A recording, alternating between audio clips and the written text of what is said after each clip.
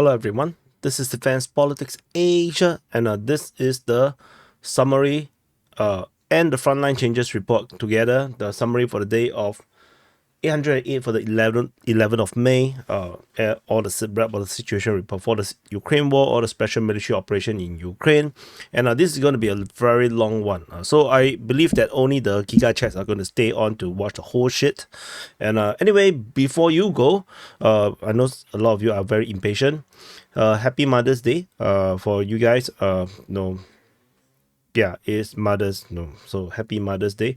So anyway, so we're going to start off with the frontline changes report. There is a lot, which is why this report is going to be really long. So brace yourself. Anyway, we're going to have a lot of changes, particularly because of the Kharkiv offensive. There's updates at Starytsya, Hibloke, Morokovet, Menikove, Lukansi, Zaporizhzhia, Zelene, Starytsya, Ivanivske, Okheseve, Hoptivka.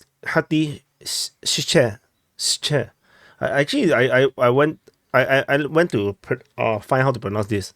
Hoptivka, Platinivka, and Taike. This is all the Kharkiv Front changes, and then we have major changes over at Krasnohorivka, and we have Ivanivske, Arkhanhelske, and Nestryha, which is over at the Dnipro River at the very end of the Dnipro River. So these are the frontline changes. I'm going to go into details and basically covers this Kharkiv offensive somewhat. So we have to cover in regions, and this is very long. But anyway, according to the frontline, these are the frontline changes first. The Russian forces have captured, as per previously mentioned, Starytsya and Krasny and Zaporizhzhia, and these are all now corroborated by Russian information, by Ukrainian mapping as well. Now it's confirmed, and the Russian forces have actually pushed out to Hibloke, as well as a fighting reported at Morokovet and Olenikove. But the latest report, the Russian Defense Ministry report that just came out, says that Morokovet and Olenikove has been captured by the Russian forces. And there is also another push towards Lukansi from Zaporizhzhia, and this is the situation over at this direction towards Lypsi. And just to the west of this location, there is no information regarding the Hoptivka. The pro-Russian source Ryba says that there is a veil of secrecy in this area here. They do not know what is happening, or perhaps nothing is happening over there. They actually got misinformation, and there is also fighting reported at Zelene. So according to the pro-Russian source, they say that there is currently no push towards Nestryha. They are unable to push over there. Again, I would say that maybe nothing is happening over there. So, but Deep State UA did mention that there is fighting over at Zelene. So let's see how this progress. Over on this Vovchansk side of the situation, it got really complicated because suddenly there is this entirely new front line that appeared that did not exist yesterday. So before we go to the Vovchansk, we talk about this side. Russian forces are geolocated just off Avdiivka, and with this, the pro-Ukrainian mapping basically drew a huge frontline change over this area here, including with another frontline, another geolocation just off at the bottom of Okheseve, and the Russian forces basically has advanced quickly towards Vovchansk. However, important thing to note that is this push towards Vovchansk is not mentioned by Russian sources. Instead, on the Russian side, what they mentioned is the Russian forces have suddenly pushed through, in secret. Suddenly, they just appeared at Ivanivske, and they are also now at Starytsya with this massive push out from the Russian border into the Russian-Ukrainian border into Starytsya and Ivanivske. And what's interesting is that this push to Starytsya and Ivanivske is unreported on the Ukrainian side. So the Ukrainian mapping, or the Ukrainian sources and the Russian sources, basically is saying two different things, and maybe both are correct. Maybe both offensive operations are actually happening at the same time, And this is why you need to watch DPA, because we cover both sides. So if we combine these two, it looks like the operation over at this direction, in the Starytsya direction, is way bigger than previously understood, and which makes this diversion look more and more serious.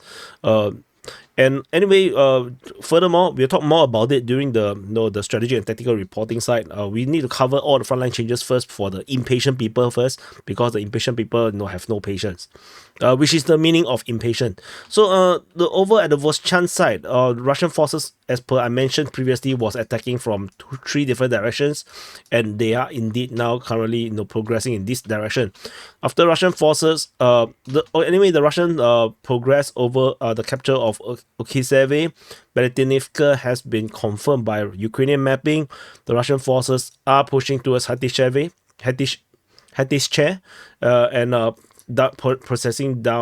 progressing down Platonivka into the northern part of Vovchansk.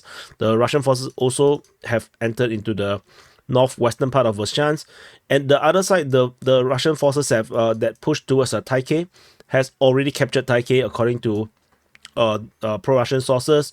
In fact, they even blew the bridge just off Taike that links them to Vovchansky Kotori, which signify that they are trying to block off any Ukrainian forces that is coming to reinforce in this area here. The Russians are trying to push towards Vovchansk also from the eastern part, so in three different directions. So this is currently happening. The Russian Defense Ministry has confirmed the capture of Hatishchev. So this is now confirmed by the Russian Defense Ministry as well. Things are moving really quickly right now. So situation is going to hell for the Ukrainians over this area here. So this is the frontline changes over at the Kharkiv Front. We'll talk in details if you're interested later after the frontline changes report. The next frontline change is over on another very significant front line, is at the Battle of Krasnohorivka over at the Donetsk Front. This Donetsk city, Krasnohorivka, is over here.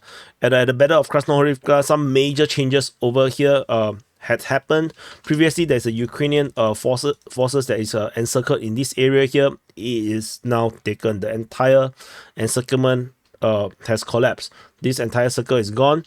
The Russian forces have basically taken the entire region over here, and this is based on information from the Ukrainian mapping. Huge chunk of this area here is now invalidated, or actually discarded by the Ukrainian mapping. Now they are way closer to the Russian claims in terms of the front line on the eastern part of Krasnohorivka right now. So which actually validates the information from the Russian side that is actually accurate. And there is also further advances. According to the Ukrainian mapping, they went even ahead more than that they now say that the Russians have basically captured almost the entire center, and they are pushing into the northwestern part of Krasnohorivka. And so this is based on Ukrainian mapping. This is not even Russian propaganda anymore, because previously these are all probably Russian propaganda, maybe, because Ukrainians did not talk about it, but it's now validated by the Ukrainian side, and they are even talking about more of that, saying that the Russian forces is now pushing into Krasnohorivka, into the northwest. So, which means Krasnohorivka is now more than half taken by the Russian forces. The Russian forces have taken half of Krasnohorivka or more. So very, very significant change, but no one will care about Krasnohorivka anymore. I know, because everybody is excited about the Kharkiv offensive. But to be honest, this is actually way more important, because this is one of the heaviest defended town, and is now collapsing. And there is also some slight changes in terms of the Ukrainian mapping, giving up certain locations that is previously still claimed by the Ukrainians, that is already claimed to be taken by the Russian side. So that's all for the Krasnohorivka. Frontline changes over at Ivanivske, over at the Bakhmut Front. So this is Bakhmut city, and at the Ivanivske region, Ukrainian mapping basically have updated the mapping to show that the Russian forces have taken the entire forest south of the highway towards Chasivya and Konstantinivka, and also some of this high ground, or some these grounds in the western part of Ivanivske. They also given up claims on the center of Ivanivske, and leaving some very weird gray zones like this, which I believe that there is actually almost no Ukrainian forces actually there. So they are just holding on to claim that no, Ivanivske is not captured by the Russian side. However, this is already being announced to have been captured since March. The 23rd of March, the Russian Defense Ministry has already claimed that it was captured. Of course, it was not that accurate because there is geolocation of Ukrainian forces within Ivanivske then. But right now, it's looking really vague and really unlikely that the Ukrainian forces still have much important positions within Ivanivske. I think largely they are all getting pushed out. So these are the frontline change over at the Ivanivske region. And then there's one more front. There's another frontline change over at the Avdiivka Front, over at Arkhanhelske. These salients around here has been filled up by the Russian forces. Russian forces have attacked from Ocharitine and Arkhanhelske and taken the entire of this salients, which now the Russian forces have straightened their front line from Novo-Alexandrivka all the way to Arkhanhelske. So this is the frontline change over at this area here. So and we move on. So the last frontline change is over at Nestryha. So Nestryha is this island over here, which the Ukrainians previously claimed not that accurately to have captured. And then it became some kind of a big hoo-ha because Deep State UA on the next day claimed that that is actually false information, that the Ukrainians was just only beginning their operation, and then create some dispute on the Ukrainian side. So the Russians made a point to show that they have control of the island. Russian Marines planted the Russian flag on the island at this very location, confirming that the Russians have taken this entire island. And this also invalidated the entire area here that are previously marked as probably under Ukrainian control. So now it's at least clearly is under Russian control. So that's the frontline changes report. And so I will go into the strategy and tactical reporting. Because I had the DPA open mic earlier in the morning. It's actually evening for me right now. So which is why I was unable to do the frontline changes report, because it's Mother Day, it's Mother's Day. So we went on some mothering, and in the lunchtime for lunch, and then when I came back, I have to do the mapping, and you can see the stupid amount of information that is on the map. I have no choice. So I have to combine the reports together. So I'm quite sure the hardcore fans are used to it, but yeah. Anyway, for those impatient ones, bye-bye. I forgot about you guys. Okay, so let's start off with strategy and tactical reporting. And first thing first, we have a MiG-29 shot down over Ukraine, according to the Russian Defense Ministry. By air defense systems, they did not mention by what. So I'm not sure, and where did that happen, I'm not sure.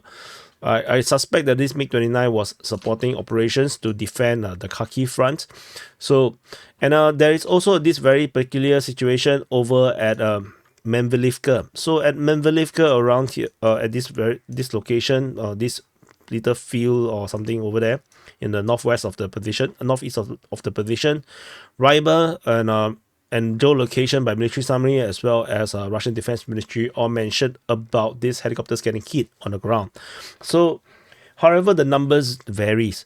According to Ryber, they say that 2 Mi-24 helicopters was destroyed, but according to the Russian Defense Ministry, they said 4.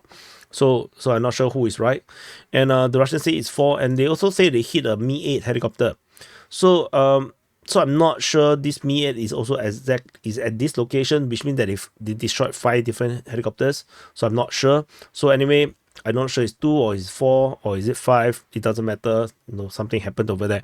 So that's all for this helicopter stuff. And we're going to start off with, of course, the Kharkiv Front, because this is the highlight right now. And a lot of changes around here, as mentioned. So we're going to go one by one.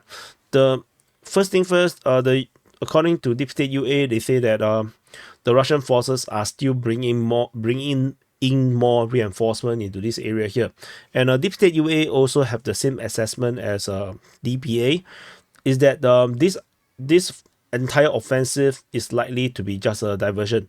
However, so so this however, if the you see, I just want to show you, although the main task of the enemy is to divert attention from other areas, so but if the Ukrainians fail to hold the front line, and the Russians are able to take more grounds, the Russians will take more grounds, and it will turn from a diversion into a full offensive. This is an important thing to note. The diversions are not just attack and leave. Sometimes it's like they attack, and if the enemy or the defenders do not defend, then it will translate and convert and transmute and evolve into an offensive. And this is why Deep State UA is actually warning about this, because the situation can become very dire, and the enemy, they say that the Russians understand this, and the current situation is increasingly forcing the Ukrainian forces to get stuck in this area here, because the offensive is just in this area is really quite big. We're talking about a front line of potentially over 60 kilometers long, and just by straight lines. So just potentially. So first thing first, we go from the west to the east, and there is some rumors about Kozachya Lopan. According to the latest Russian Defense Ministry report, today's report, they mentioned Kozachya Lopan. They say that in the area of Kozachya Lopan, they say that they defeated the territorial defense over here. The problem now is, I'm not sure if this is a fire attack, or is this actually an offensive. So it is possible that this is an offensive. So this is a big question, because if this is an offensive operation, then the Russian forces will suddenly retake a major important town, and this will allow the Russians to really get a foothold in this area here, and threatens attacks into the western part, the northwestern part of Kharkiv, which means that they can go to Sheleshiv, they can go down this highway, and then they will be back exactly the same place as they were before the fall of the Kharkiv Front. So this is quite significant. It's a question mark right now. So the situation at Hoptivka, this one went weird, as I mentioned, according to the RIBA, during the Frontline Changes report earlier just now. They say that the situation here is now shrouded in veil of secrecy. They do not know what is currently happening. I have to put it clear that there's a possibility that nothing actually happened over here. There's a possibility because of faulty information from their sources. It is possible because it could be misinformation that is put out by RIBA to help the Russian forces in the front line, because if there is a potential push in this area here, the Ukrainian forces may draw forces to defend this area. So we're not sure. So we will definitely continue to monitor to see whether this will become a thing or not. So we now move into the Lypsi sector. So this is the Lypsi sector. I will call this the Khrushnye one. So at the Lypsi sector, the Ukrainian mapping has confirmed the Russians' report about the capture of Starytsya, Krasnohorivka, Polina, they already considered, and then also at Zaporizhzhia. And the Russian Defense Ministry actually confirmed the capture of Krasnohorivka based on the latest report, the just released report. And they in the report, they also surprisingly said that Morokovets and Olinikove has been captured. So this is a bit of a surprise, because based on the information from Ukrainian Defense Ministry, Deep State UA, and RIBA, all of them simply mentioned that the Russian forces are still attacking in this area here, in Olinikove and Morokovets. And however, based on the Russian reports, this is already captured, and there is good basis for this, because Russian forces is actually geolocated by over here, just southwest of Olinikove, which means that the Russians have already overrun this position, and it is a possibility that the Russians have captured the entire settlement in this area here. And if they are here, then clearly that they probably also most likely have captured Morokovets as well. So this is why this matters. And there was another geolocation over at this position just off Starytsya. And so this actually confirms Russian presence in this area here. The Ukrainians allegedly have counterattacked Starytsya. However, this actually failed. They did not manage to do much. And the Russian forces after defeating the counterattack, actually continue to press on. And according to Russian information, they have arrived at Kliboke. So according to Deep State UA, they did mention Glubokoi. The Russian name is actually Glubokoi. Kliboke. So the Russian forces is now currently fighting in this area here. But the Russian mapping basically have mapped that they have basically conquered the place. This based on the Russian mapping, and they claim that based on their information, the Russian forces is already moving towards Lypsi at this moment. So there's a lot of vague stuff. So with this capture, yeah. So very very complicated situation. But most likely, what is currently happening is that the Russians basically has secured literally all of this location, like literally, and they are continuing to push towards Lypsi as we are speaking. So this likely is to the simplified version of what's currently happening. This is happening. It's just that now I'm going to details about how the things have developed. So. And from Borisivka, the Russian forces also pushed towards Lukyansk, and currently fighting is over in this area here. And it looks like there is no clear good defense lines around all these regions here. So the Russians are continuing to make progress, and I believe this will continue to be the case until the battle of Lypsi happens. So so we will continue to monitor. According to so this information, as I mentioned just now, Deep State UA has confirmed all Russian reported captures. Only Zelene and Hoptivka was not confirmed by the Deep State UA. So just to note that. And we move further away. The Nekushny front or the sector, Russian forces is currently stuck at Zelene. They are unable to push to Nekushny. So there's probably some good Ukrainian defenders are holding at this position, so they are unable to break through. So we'll continue to monitor at this area here. So that's all from the Lypsi sector. We move into this Starytsya sector. So at the Starytsya sector, as I mentioned in the Frontline Changes report, this came out of nowhere, and the Russian forces is currently pushing towards Ivanivske and Starytsya. They basically advanced through this entire labyrinth of forest region, and probably there is no Ukrainian defending these areas here, and so the Russian forces basically just walked through and started to attack in these various location. And according to geolocation, the Ukrainian mapping confirmed that the Russians are present just off Vovchansk, and the Russians are currently also attacking this area here with another geolocation around here. This area is looking really bad, and with this push at the Vovchansk, Starytsya, and Ivanivske, I think these locations are going to fall very quickly because the road networks are all linked by just one major road. It's going to be really difficult for the Ukrainians to reinforce. So I think Starytsya will be probably the first to fall, because at least Vovchansk, the Ukrainians can still send reinforcement.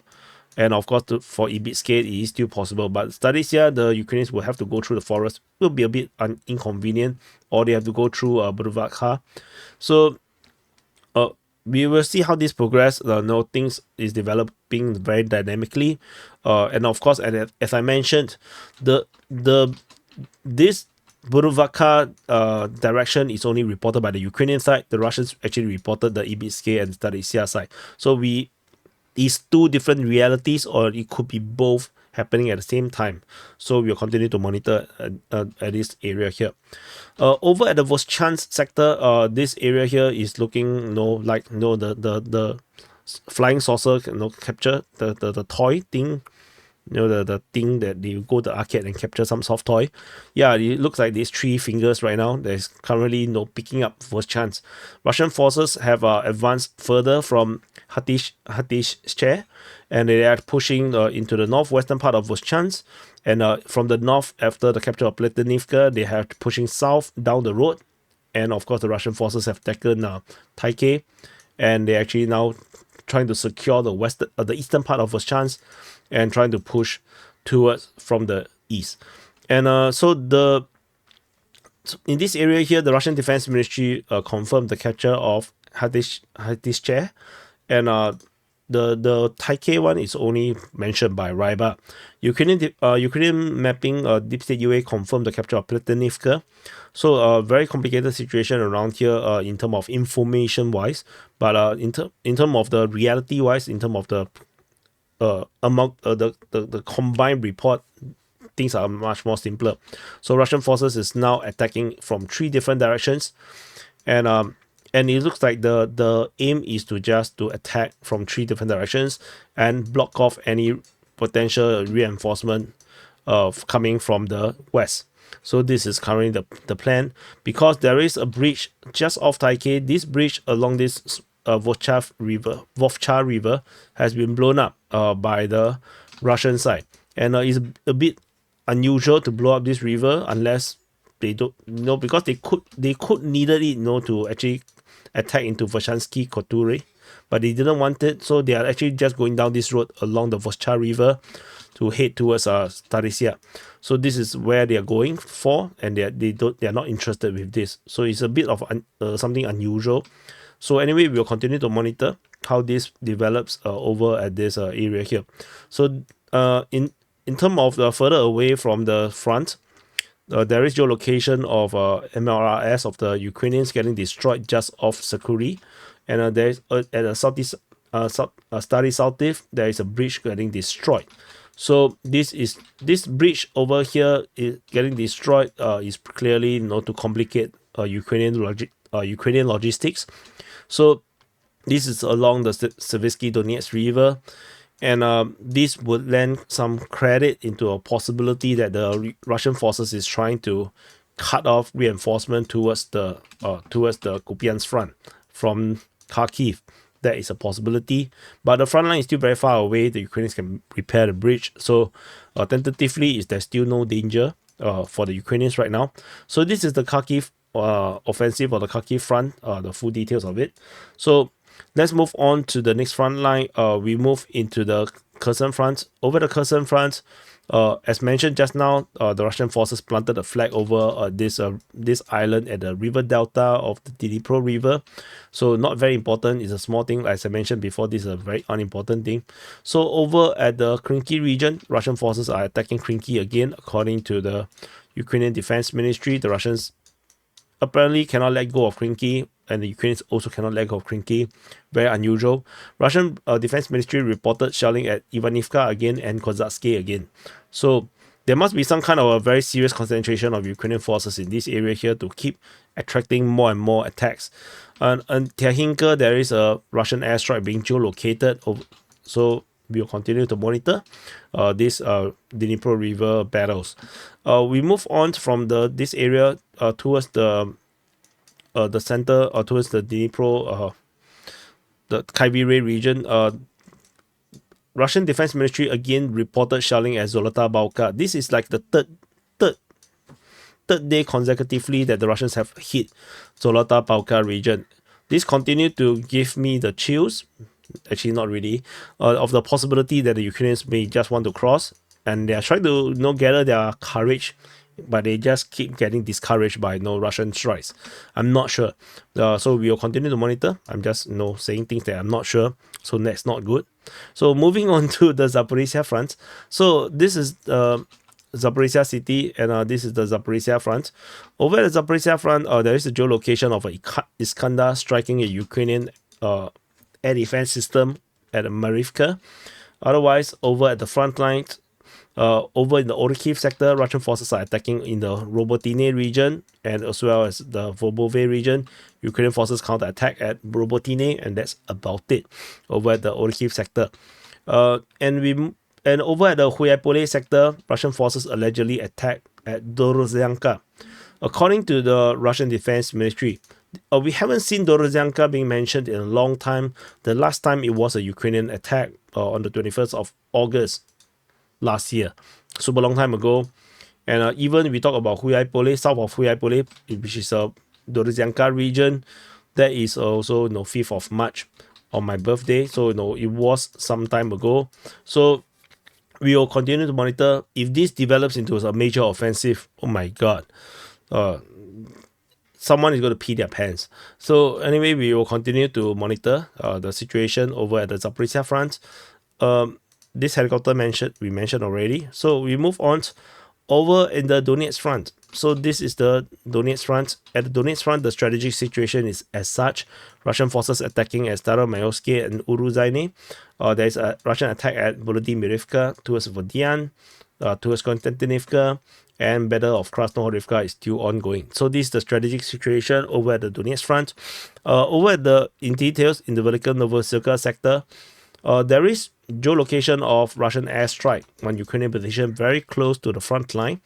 And over in the rear, the Deep State UA geolocated Russian forces in the rear positions, but it's still pretty much very close to the front line. So it validates the Russian front line somewhat. The Russians are trying to attack both towns at the same time. We will continue to monitor and see how this develops. We move on. Over at this Volodymyrivka region, this is based on the latest report from the Russian Defense Ministry. They mentioned Volodymyrovka. I'm not sure what is this, if this is a real offensive or is just a probing. Russians are attacking towards Vodian. And over at Konstantinivka, as usual, the Russians are trying to push towards there, but that's about it. Nothing particularly very special. What is special is the Krasnohorivka situation. So the Russian forces have taken the entire salient right now, and are based on the Ukrainian mapping, and the Ukrainians have confirmed that the Russians have indeed taken basically everything in the eastern outskirts.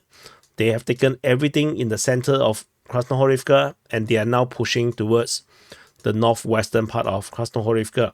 And this push is significant because if the Russian forces are successful in taking by pushing the forces and fighting to the northwest, it may cause Ukrainian forces in the center here to be worried about not able to redraw, worried about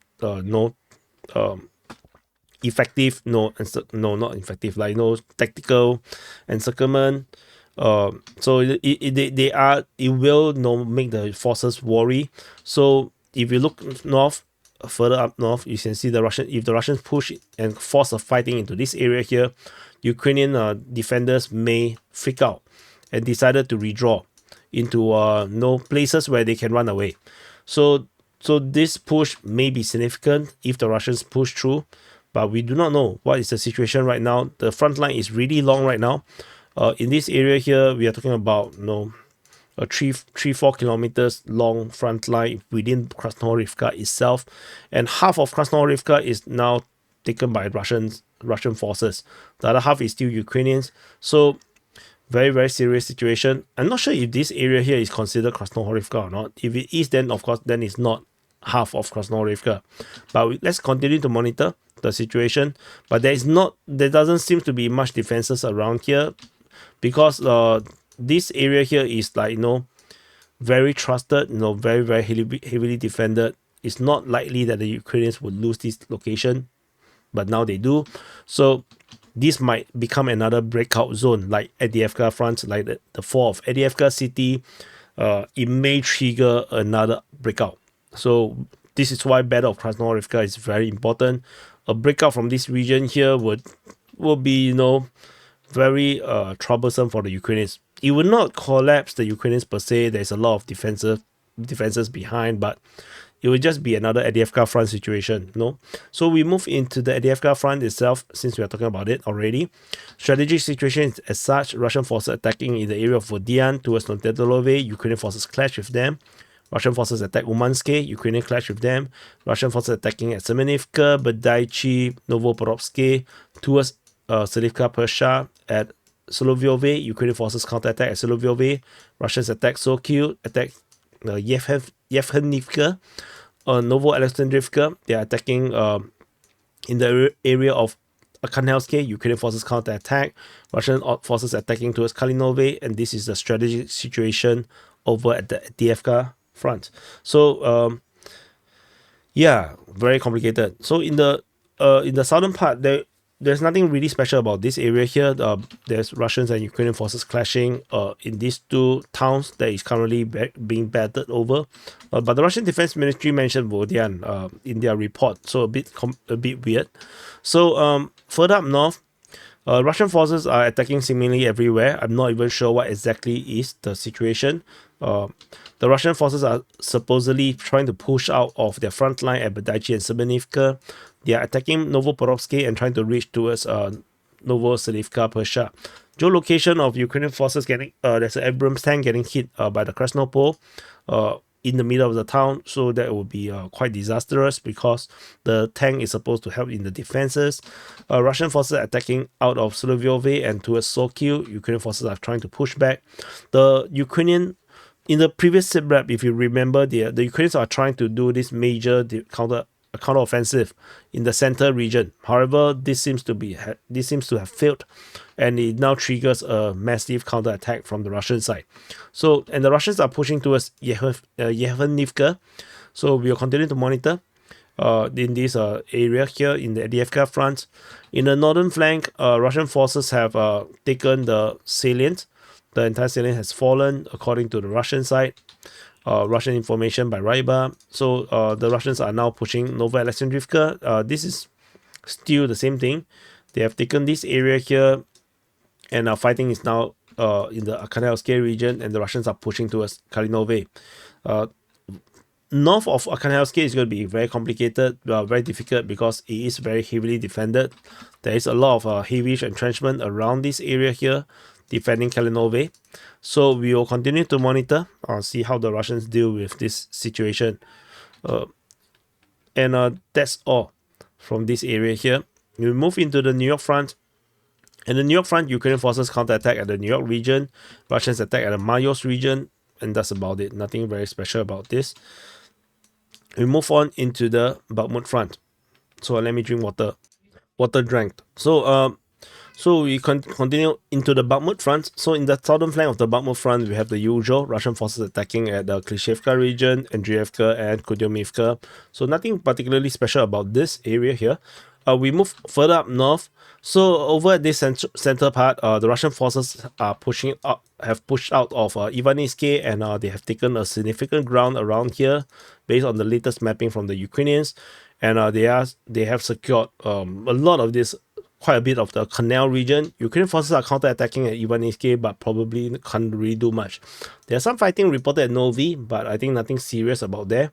So the situation is as such. I think in this area here, yeah, it looks quite bad for the Ukrainians. I'm not sure how this, but the Ukrainians have very good defensive positions along the canal.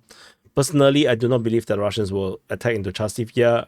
If they do, then it's a bit stupid. So, yeah, but I think this is just a pinning operation. I think Bakhmut Front has been a pinning operation from the Battle of Bakhmut. Now the Battle of Chasivya, I still think it's just a pinning operation. So we will continue to monitor. In the northern flank of the Bakhmut Front, there is fighting reported at Orikovo, Vasilivka, and Kharkovivka. The Orikovo, Vasilivka have not been reported to be fighting for a long time, since 5th of May. And even before 5th of May, it's very sporadic. There's always nothing very serious. But this northern flank of the Bakhmut Front is starting to get more and more hotter. We already have Kharkovivka being mentioned like 3 times already in May. So maybe the Russians are gearing up to do more in this front line. So we will continue to monitor this area here. And we move into the Siversk Front. So over at the Siversk Front, Russian forces continue their Siversk offensive. Fighting reported at Bilohorivka, Vovchansk, Sperne, Vimka, as well as Rodolivka. So that's the frontline changes. Not the frontline changes. This is the offensive by the Russians over in the Siversk Front. There's no further information per se, so I can't really talk much about it. So that's all for this area here. And then we move into the Kreminna Front. So over the Kreminna Front, Russian forces also continuing their Kreminna offensive, with fighting reported in the Serbianske Forestry, Dirbrova, Torske, Yampolivka, Nevske, and Makievka. So these are this is a lot of stuff that's currently happening at one shot. This is yet another offensive. So we shall continue to monitor. Let's see how this progress. I'm not sure if the Ukrainians can hold against so many offensive right now. And the offensive are getting more and more intense because the Russian weaponry is getting more and more powerful. So we will definitely continue to monitor and see how it goes. Svatove Front is a bit simpler right now. There's fighting reported at Novoyehorivka, according to the Ukrainian Defense Ministry, and there's fighting reported at Starytsya. Ukrainian forces reportedly is counterattacking at Starytsya, and that's about it over the Svatove Front. Over the Kupyansk Front, at the Kupyansk Front, there is fighting reported at Ivanivske. This information is according to the Ukrainian Defense Ministry. Russians and the Ukrainians clash over at Sinkivka, as usual. So there's nothing much regarding there. Over at Ivanivske, there is a mortar and a tank getting destroyed just off the front line over at Krasnohorivka. So it's just off the front line, very close. So the Russians have already captured Krasnohorivka. So maybe the Ukrainians was trying to get closer to try to hit some Russian targets, but it got destroyed. So maybe that's what happened. So that's all for the Kupyansk Front, and we have already covered the Kharkiv Front, and that's about it. So this is the full summary and SITREP and Frontline changes report for the day of 808 for the 11th of May, and of course with all the latest information on the 12th of May as per this recording. So do press the like button, subscribe. Sorry that it's this long, 40 minutes long, but this is used to be normal for the DPA report in the first year of the war. But anyway, thank you for watching. Unable to split this. So anyway, for if you want to watch this without delay, as soon as it's posted, subscribe to DPA War channel if you are watching this on the main channel. So on the main channel will post the SITREP like this report, but it will be delayed. So to maximize the reach of DPA's video because of how the algorithm now works on YouTube. So blame the game, don't blame me, and I'll see you guys in the next update, and happy Mother's Day. Bye guys.